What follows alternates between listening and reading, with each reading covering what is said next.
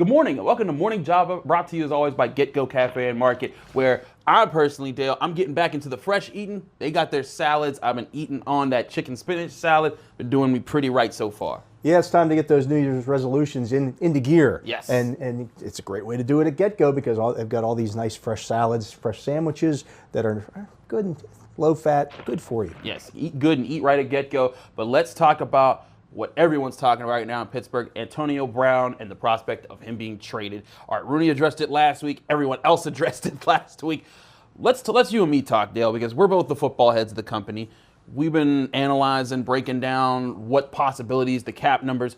What's the realistic, first thing to ask, what's the realistic get the Steelers have to get to make this worthwhile? You know, it's going to depend on how much of a cap hit they want to take. And they're going to take a big cap hit regardless of trading him. They're going to have to do it. They're not going to want to pay the $2.5 million roster bonus that he's due March 17th. Yeah. That makes no sense for a team that's getting rid of a guy to then hand him $2.5 million. Here you go. Just take this money. So they can't trade him until March 14th. So that gives them really just a 3 or 4 day window to work with there.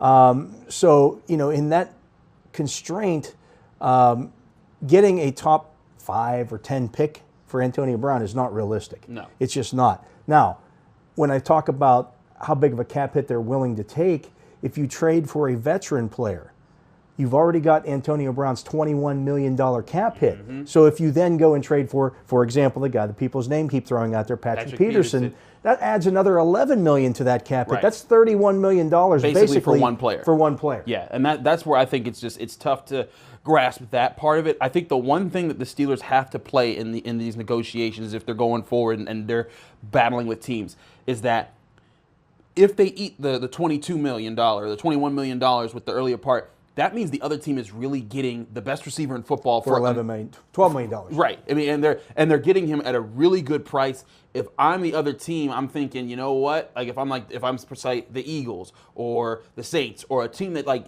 we know that we are on the verge and we need to push it over. That might, especially if you get two or three teams in that mix, that might up the ante a little bit. And maybe not a top 10 pick, but maybe you can get another first-round pick to add to the current one, and that starts to give you trade capital when you want to move up and get that X-factor player in the first round. All right, Dale, staying on the Antonio Brown thing, this whole show is about Antonio Brown, just in case you didn't know. Let's talk more about what the Steelers have to be considering if you lose Antonio Brown. Now, Juju Smith-Schuster is definitely your number one receiver. You got to hope that James Washington steps up. But where would you think that the Steelers need to go to reinvest at wide receiver? Because to me, at least, I think they need to prioritize getting the ground game back in order and getting the defense up to being in elite status, which means you can't invest high at wide receiver, at least by my eyes. Well, the thing that you need, though, if you do that, is a burner. Yes. Somebody who can test the defense deep to keep the safeties out of the box. A guy that would do that, to me, would be Chris Conley from the Kansas City Chiefs. He's a 6'3", 4'4" guy, got some deep speed. Really doesn't fit in Kansas City anymore since they went out and got Sammy Watkins, but did start a lot for them when Sammy Watkins was out. Yeah. So go get a guy like that, even if he only catches 40 passes for you next year. That's what you need, though. That's what you need. You need that speed on the outside, because the thing that the Steelers are facing right now, Darius Hayward-Bay's a free agent. Yep. Justin Hunter's a free agent. Yep. Eli Rogers is a free agent. Mm-hmm. So if you're not going to bring any of those guys back, and even if you do bring Eli Rogers back, he's not that outside burner that you need. He's a slot guy. You need somebody to take that pressure off of Juju Smith-Schuster and your run game. So that's the first thing that you need to do. The second thing that you need to do is go get another running back. Yes, I agree. You need a complimentary back to James Conner. As we saw last year, and this is no knock on James Conner, but he did lose 4 fumbles last year on basically around 225 carries. Yes. So get him somebody else. Take a page out of what the Saints have done with Drew Brees, where we've seen with Kamara and Ingram the last 2 years, where Brees 3 years ago led the league with 673 pass attempts. The last 2 years, that's gone down 150, and then another 100 from that this year.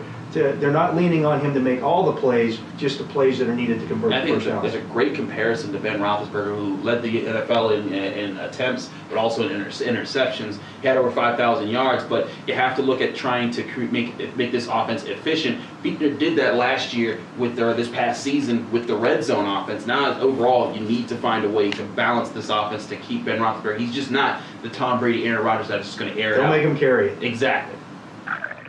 So, Chris, What's up? If the Steelers can't get a first-round pick for Antonio Brown, one of the things that they can Flip a table.